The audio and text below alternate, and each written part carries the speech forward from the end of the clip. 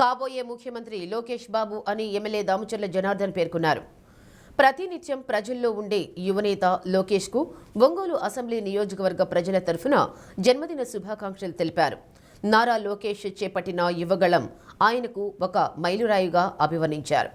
యువగళం ద్వారా అన్ని వర్గాల ప్రజల సమస్యలను స్వయంగా తెలుసుకుని వాటి పరిష్కారానికి కృషి చేస్తున్నారని తెలిపారు. రాష్ట్రంలోని 20 లక్షల మంది నిరుద్యోగ యువతకు ఉద్యోగ అవకాశాలు కల్పిస్తున్న విషయాన్ని గుర్తు చేశారు. లోకేష్ మున్ముందు రాష్ట్రాన్ని మరింత ముందుకు తీసుకువెళ్లాలని దామచర్ల జనార్దన్ రావు ఆకాంక్షించారు. రాష్ట్ర విద్యాశాఖ మంత్రి యువ నాయకుడు నారా లోకేష్కు ఒంగోలు ఎంపీ మాగుంట శ్రీనివాసులరెడ్డి జన్మదిన శుభాకాంక్షలు తెలిపారు. ఆయన ఆయురారోగ్యాలతో ఉండి రాష్ట్ర అభివృద్ధికి మరింత కృషి చేయాలని ఆకాంక్షించారు. రేపు మా యువ నాయకులు కాబోయే ముఖ్యమంత్రి వర్యులైనటువంటి మన లోకేష్ గారి జన్మదిన శుభాకాంక్షలు తెలియజేస్తున్నాం. మన జిల్లా ప్రజలు, మన నియోజకవర్గం ప్రజలందరి తరఫున ఆయనకి జన్మదిన శుభాకాంక్షలు తెలియజేస్తూ ఈ జన్మదినంలో ఆయన సంతోషంగా ఉండాలి. ఆయన చేస్తున్న కార్యక్రమాలు కూడా ఇంకా ప్రజలకు అందుబాటులోకి రావాలి. ఎందుకంటే యువగలం అనేది ఆయనకు ఒక మైలురాయి. యువగలంలో అన్ని రకాల సమస్యలు చూశాడు. అటు రైతులు, మహిళలు, అదేవిధంగా ఆటో సెక్షన్ కానీ, 2 వీలర్స్ కానీ ఎంతోమంది సమస్యలన్నీ కూడా తెలుసుకోగలిగాడు. తెలుసుకొని ఈరోజు ప్రభుత్వం వచ్చిన తర్వాత అనేక రకాలుగా కూడా అభివృద్ధి కార్యక్రమాలు కానీ, ఇవాళ ఉద్యోగాలు ఎవరికైతే 20 లక్షల ఉద్యోగాలు ఇస్తారో ఉద్యోగాలు కానీ, పథకాలు కానీ ఇవన్నీ కూడా ఆయన కృషి చేస్తూ ఉన్నాడు. కాబట్టి ఆ భగవంతుడి ఆశీస్సులతో ఇంకా బాగుండాలి.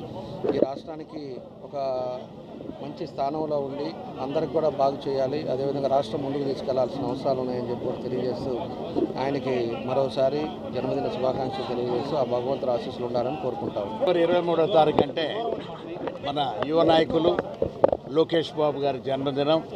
ఆయన జన్మదినం సందర్భంగా మాగుంట కుటుంబం అంతా కూడా వారికి wish you all the best and happy birthday to you Lokesh Babu. రహదారి భద్రత మాసోత్సవాలలో భాగంగా ఒంగోలు ఆర్టీసీ డిపో ఆవరణలో సిబ్బందికి ఉచిత మెడికల్ క్యాంపును నిర్వహించారు.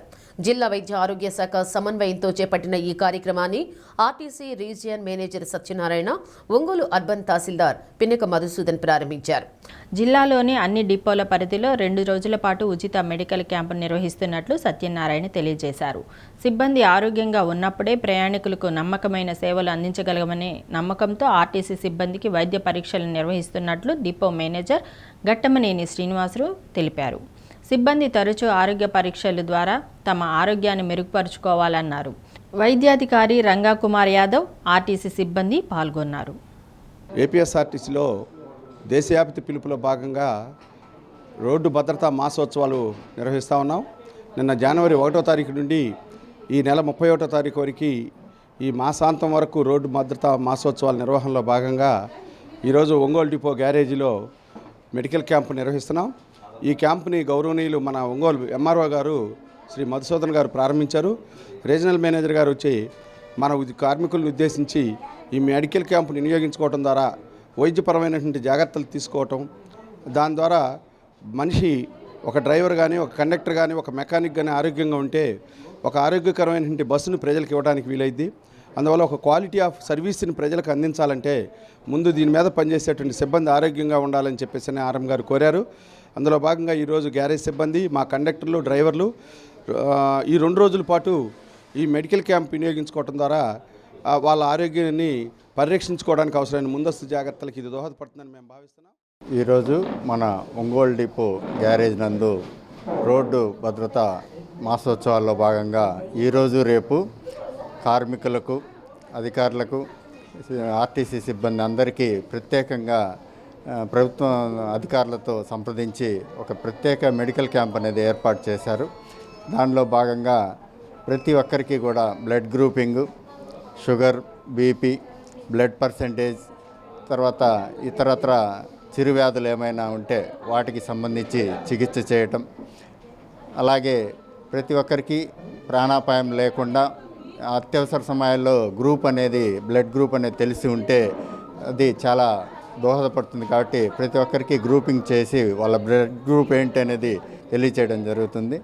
అలాగే మన రీజనల్ మేనేజర్ గారు, డిఎం గారు వారి యొక్క ఆహ్వానం మేరకు మంగమూడొంక యూపీఎస్సీ నుంచి డాక్టర్ రంగాకుమార్ యాదవ్ గారు ఇక్కడికి క్యాంప్ కండక్ట్ చేస్తున్నారు. వారి యొక్క సిబ్బంది సహాయంతో ఇక్కడ ఈ కార్యక్రమాలని దిగ్విజయంగా ఈ 2 రోజులు నిర్వహిస్తున్నారు. ఒంగోలు కర్నూలు రోడ్లో ఎక్స్ ఫిట్నెస్ వరల్డ్ను ఎంపీ మాగుంట శ్రీనివాసులరెడ్డి, ఎమ్మెల్యే దామచర్ల జనార్దన్ ప్రారంభించారు.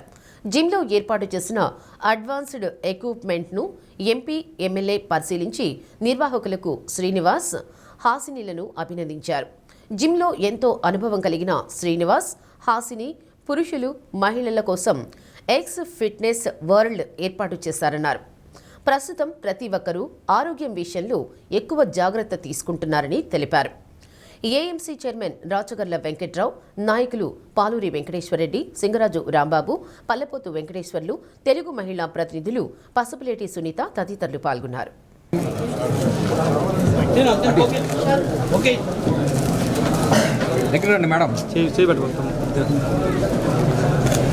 ఆధునికమైన మోడర్న్ జిమ్ ఒకటి ఎక్స్ ఫిట్నెస్ వరల్డ్ అనే పేరుతో చాలా అనుభవం ఉన్నవారు విత్ హాసిని ఈ జిమ్ రంగంలో చాలా అనుభవం ఉండి వాళ్ళకి కొన్ని సంవత్సరాలుగా కూడా మంచి ట్రైనర్స్ వీళ్ళు ఆరోగ్య సూత్రాలు పాటించే దాని కొరకు ప్రజల్లో ఒక చైతన్యమైన వాతావరణం వచ్చినది.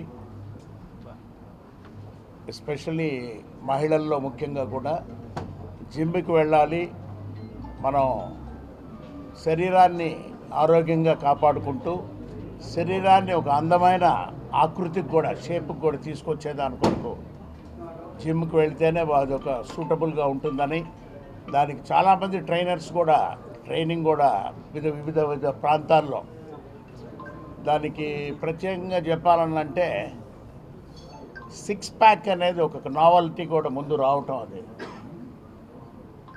దానికి నేను ఒకరోజు న్యూయార్క్లో వెళ్తూ ఉంటే ఒక జిమ్కి వెళ్ళినప్పుడు అడిగాను నేను, అంటే నా వయసుకి ఒక 3 సంవత్సరాల క్రితం అనుకో, అంటే అప్పటికి 68-69 సంవత్సరాల క్రితం నాకు ఒక 6 ప్యాక్ ఏమన్నా చేసేదాని కొరకు అంటే ఒక 4 రోజులు ఉంటే మాత్రం మీకు 6 ప్యాక్ కూడా తయారు చేయిస్తాం సార్. ఒంగోలులో ఎక్స్ ఫిట్నెస్ ఓల్డ్ జిమ్ని ఈరోజు ఇప్పుడే మన ఎంపీ గారు, అదేవిధంగా నేను అందరం కూడా వాళ్ళ బంధుమిత్రులతోటి ప్రారంభించుకున్నాం. చాలా సంతోషం. వీళ్ళు 2005 నుంచి ఇదే ఫీల్డ్లో ఉన్నారు. 2014-19లో కూడా అప్పుడు ఎమ్మెల్యేగా ఉండేటప్పుడు మన ప్రభుత్వంలోనే 2 జిమ్లు కూడా ఆ రోజు మేమే వచ్చి ఆ రోజు ఓపెన్ చేసాం. వాళ్ళ బాగా ఎక్స్పీరియన్స్ ఉంది. తర్వాత కందుకూరు వెళ్ళటం, కందుకూరులో అక్కడ మళ్ళీ నడపటం, తర్వాత తిరిగి మళ్ళీ ఒంగోలులో మళ్ళీ ఇక్కడ పెట్టుకోవటం చాలా సంతోషం.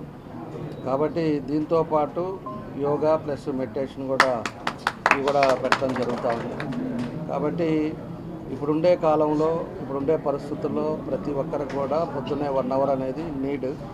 డాక్టర్స్ కూడా చెప్పేది కూడా ఖచ్చితంగా 1 అవర్ ట్రెడ్మిల్ అన్నా చేయండి, ఎక్సర్సైజ్ ఫిజికల్ యాక్టివిటీస్ ఖచ్చితంగా మనం చేయాల్సిన అవసరం ఉందని చెప్పి కూడా అందరూ చెప్తున్నారు. కాబట్టి 2026-2027 సంవత్సరానికి సంబంధించి విద్యుత్ ఛార్జీల టారిఫ్పై జరుగుతున్న ప్రజాభిప్రాయ సేకరణ కార్యక్రమంలో విద్యుత్ వినియోగదారులు అభిప్రాయాలను తెలియజేయవచ్చునని ఎస్సీ కట్టా వెంకటేశ్వర్లు తెలిపారు.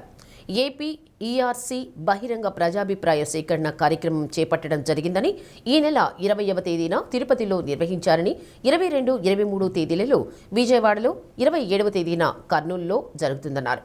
ప్రకాశం జిల్లాలో అన్ని రెవెన్యూ డివిజన్ కేంద్రాలలో ప్రజాభిప్రాయ సేకరణ కార్యక్రమం జరుగుతుందని, వినియోగదారులు తమ అభిప్రాయాలు తెలియజేయవచ్చునన్నారు. ఉదయం వ్యక్తిగతంగా అభిప్రాయం తెలియజేయవచ్చునని, మధ్యాహ్నం 2:30 నుండి 4:30 వరకు ఆన్లైన్ ద్వారా అభిప్రాయాలు తెలియజేయవచ్చునని తెలిపారు. విద్యుత్ టారిఫ్ ఫైనలైజ్ చేయడం కోసం ఇప్పుడు ఏపీఆర్సీ బహిరంగ ప్రజాభిప్రాయ సేకరణ చేపట్టడం జరిగింది. అది ఈ నెల 20వ తారీఖు తిరుపతిలో జరిగింది. 22, 23 తారీఖులు విజయవాడలో జరుగుతుంది. అట్లాగే 27వ తారీఖు కర్నూలులో జరుగుతుంది. దీన్ని ఎవరైనా సరే వినియోగదారులు ఈ టారిఫ్ పట్ల, టారిఫ్ ఎంత ఉండాలి, వివిధ కేటగిరీల్లో ఏమైనా ఇబ్బందులు ఉన్నాయా, దాన్ని ఏమైనా రివిజన్ చేయాలా అని అడగదలుచుకుంటే వాళ్ళు పార్టిసిపేట్ చేయొచ్చు ఈ బహిరంగ విచారణలో. అయితే దానికి నిబంధనలు ఏంటంటే ముందుగానే నమోదు చేసుకోవాలి. ప్రత్యక్షంగా పాల్గొనేవారు అందరూ కూడా ఉదయం పూట పాల్గొనాల్సి ఉంటుంది. ప్రత్యక్షంగా అక్కడ వెన్యూ దగ్గరికి వెళ్ళి పాల్గొనాలి. అట్లాగే ఈరోజు 22, అట్లాగే 23వ తారీఖు విజయవాడలో పార్టిసిపేట్ చేయాలి. అట్లాగే 27వ తారీఖు కర్నూలులో పార్టిసిపేట్ చేయాలి. మధ్యాహ్నం 1 గంట వరకు ప్రత్యక్షంగా ఆ వెన్యూలో పార్టిసిపేట్ చేసి ముందుగానే నమోదు చేసుకొని వారి యొక్క అభ్యంతరాలని అక్కడ సబ్మిట్ చేయవచ్చు, అక్కడ చదవచ్చు, అక్కడ ఇవ్వచ్చు. ఒంగోలులో సినీ నటులు, నిర్మాత అక్కినేని నాగేశ్వరరావు వర్ధంతి వేడుక అక్కినేని కళా పరిషత్ ఆధ్వర్యంలో నిర్వహించారు. కొత్త కూరగాయల మార్కెట్ వద్ద అక్కినేని నాగేశ్వరరావు విగ్రహానికి కళా పరిషత్ సభ్యులు, అక్కినేని అభిమానులు పూలమాలలు వేసి నివాళులర్పించారు. తెలుగు చలనచిత్ర రంగంలో నటుడు, నిర్మాతగా 7 దశాబ్దాలు సినీ ప్రయాణంలో 250 పైగా చిత్రాల్లో నటించిన ప్రజల హృదయాలను గెలుచుకున్న వ్యక్తి అక్కినేని నాగేశ్వరరావు అని అధ్యక్షులు కె కృష్ణయ్య అన్నారు. ఏఎన్ఆర్ విగ్రహాన్ని హైదరాబాద్ తర్వాత ఒంగోలులో ఏర్పాటు చేయడం తనకు ఎంతో సంతోషాన్ని కలిగించిందన్నారు.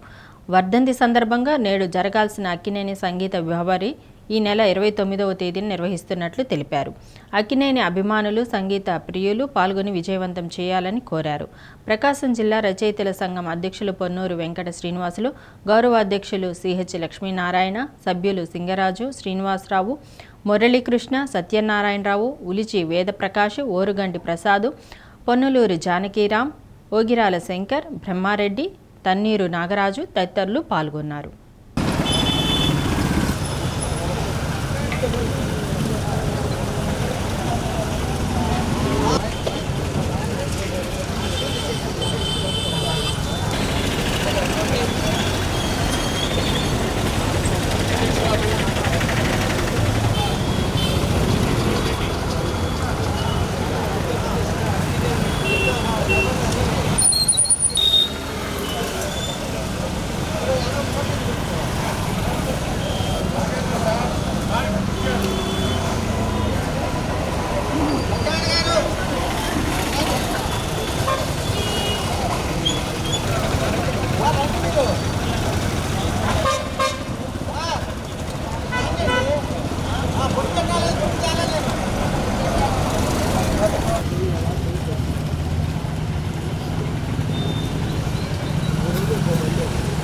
మన ఏపీలోనే కాదు, ఒక హైదరాబాద్లో తప్పితే ఎక్కడా లేదు నాగేశ్వరరావు గారి విగ్రహం. ఒంగోలులో మేము అనుకొని అప్పటికప్పుడు అనుకున్నాం. మా కమిటీ వాళ్ళందరూ కూడా, ముఖ్యంగా కూడా మా పొన్నూరు శ్రీనివాసరావు గారు, ఆయన సహాయ సహకారాలతోటి మేమందరం కూడా కలిసి ఈ బొమ్మ పెట్టాలని నిర్ణయించుకున్నాం. పెట్టి కూడా 3 సంవత్సరాలు బొమ్మ పెట్టి మేము 3 సంవత్సరాలు కూడా కంటిన్యూగా వర్ధంతి, జయంతి ఈ 2 మాత్రం కంటిన్యూగా కొనసాగిస్తున్నామండి.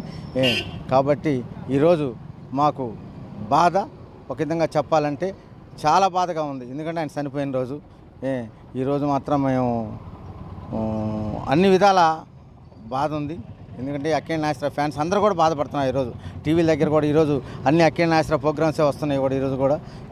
కాబట్టి మీరందరూ కూడా 29వ తేదీ వచ్చి మా కార్యక్రమాన్ని దిగ్విజయంగా చేయాలని చెప్పి కోరుకుంటున్నాను. అక్కినేని అభిమానులందరికీ కూడా మరి బాధాకరమైన రోజు అయినప్పటికీ కూడా ఆయన భౌతికంగా లేకపోయినా ఆయన ప్రతి వారి హృదయంలో, తెలుగువారి హృదయంలో నెలకొరవై ఉన్నాడు.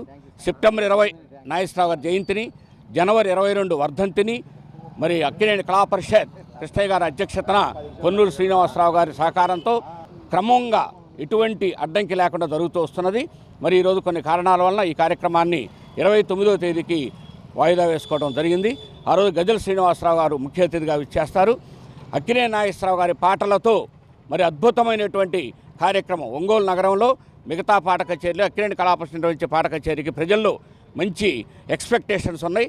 ఆ ఎక్స్పెక్టేషన్స్కి అనుగుణంగా రేపు 29వ తేదీ మంచి పాటలతో అలరించే కార్యక్రమాన్ని ఏర్పాటు చేశాం. కాబట్టి ఒంగోలు నగర ప్రజలందరూ మరి సివిఎన్ రీడింగ్లో జరిగే ఈ కార్యక్రమానికి విచ్చేసి మరి జయప్రదం చేయవలసిందిగా కోరుతున్నాను. ఈ నెల 25వ తేదీ ఒంగోలు కాశీ విశ్వేశ్వర స్వామి వారి ఆలయంలో రథసప్తమి పర్వదిన వేడుకలు ఘనంగా నిర్వహిస్తున్నట్లు ఆలయ ప్రధాన అర్చకులు శంకరమంచి రామకృష్ణ తెలిపారు.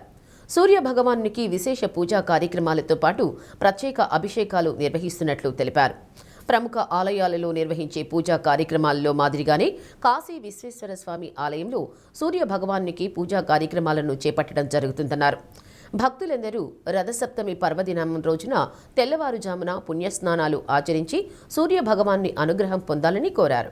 ఈ సూర్యనారాయణమూర్తి ప్రత్యేకంగా విగ్రహ స్వరూపంగా ఈ చుట్టుపక్కల ప్రాంతంలో ఎక్కడా కూడా ప్రకాశం జిల్లాలో దాదాపుగా ఎక్కడా లేదు. కోటప్పకొండ ఉంది, తర్వాత శ్రీశైలం ఉంది, ఇటుపక్క నెల్లూరులో ఉంది. మన ప్రకాశం జిల్లాలో లేదని, అలాగే ప్రజలందరికీ అనుకూలంగా ఉంటుందనే ఉద్దేశంతో 2022లో ఈ స్వామివారిని ప్రతిష్ఠ చేయటం జరిగింది. అప్పటి నుంచి కూడా ప్రతి సంవత్సరం మాఘమాసంలో వచ్చేటువంటి రథసప్తమి రోజున మాఘ శుద్ధ సప్తమి నాడున సూర్య జయంతి రథసప్తమి అంటారు. ఈ రథసప్తమి సూర్యక్షేత్రాల్లో చాలా విశేషంగా కార్యక్రమాలు జరుపుతారు. తిరుమలలో కూడా రథసప్తమి సప్తవాహన సేవా కార్యక్రమాలు, అలాగే అరసవెల్లి సూర్యనారాయణమూర్తి ఇలాంటి క్షేత్రాల్లో విశేషంగా జరుగుతుంది. అదే విధానంగా మన ఆలయంలో కూడా ఆ రోజు ఉదయం రథసప్తమి 25వ తారీఖు ఆదివారం అయింది. ఆదివారం రోజు ఉదయం 5:30 నుంచి గణపతి పూజ మహాన్యాసం కార్యక్రమం, తదుపరి వచ్చినటువంటి భక్తులందరి చేత మేము వాళ్ళ చేత పలికిస్తూ సూర్యుడికి అర్ఘ్యము, పాద్యము, సూర్య నమస్కారాలు భక్తుల చేత నిర్వహించటం ఈ విశేషం. తదుపరి స్వామివారికి రుద్రాభిషేకం, తదుపరి ఉజ్వల అరుణ హోమము అనేటువంటి ప్రత్యేక సూర్యనారాయణమూర్తికి సంబంధించిన హోమం కార్యక్రమం జరుగుతుంది.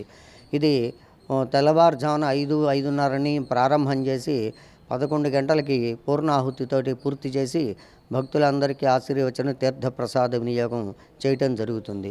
కాబట్టి భక్తులందరూ కూడా ఈ కార్యక్రమాల్లో పాల్గొని సద్వినియోగం చేసుకొని ఆ సూర్యనారాయణమూర్తి అనుగ్రహం పొంది ఆయురారోగ్యాలతోటి ఉండవలసిందిగా కోరుచు, అలాగనే ఈ మాసం మాఘమాసం, ఈ మనకి సంవత్సరాంతంలో ఉండేటువంటి మాసాల్లో విశేషమైన మాసాలు, దేనికి ఏ మాసానికి ఆ మాసం విశేషతలు ఉన్నాయి.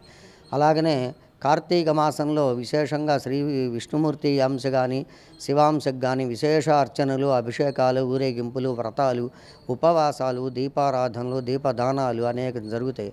అలాగనే కార్తీక మాసంతో సమానమైనటువంటి మాసము మాఘమాసం. బులెటిన్ ముగించే ముందు హెడ్లైన్స్.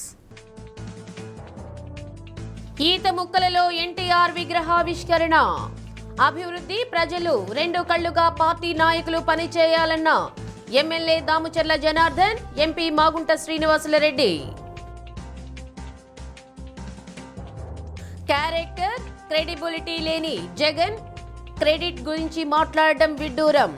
నిప్పులు చెరిగిన మంత్రి గొట్టిపాటి రవికుమార్. అంగవైకల్యం గల చిన్నారులకు వీల్ చైర్లు పంపిణీ. బాల భవిత కేంద్రాల్లో మెరుగైన సేవలు అందుబాటులో ఉన్నాయన్న కలెక్టర్ రాజాబాబు. డి న్యూస్లో నేటి మాట.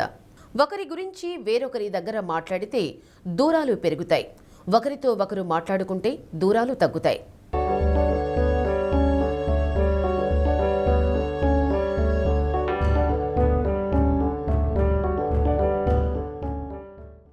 డి న్యూస్ ఇంతటితో సమాప్తం. ఇవి బులెటిన్ విశేషాలు.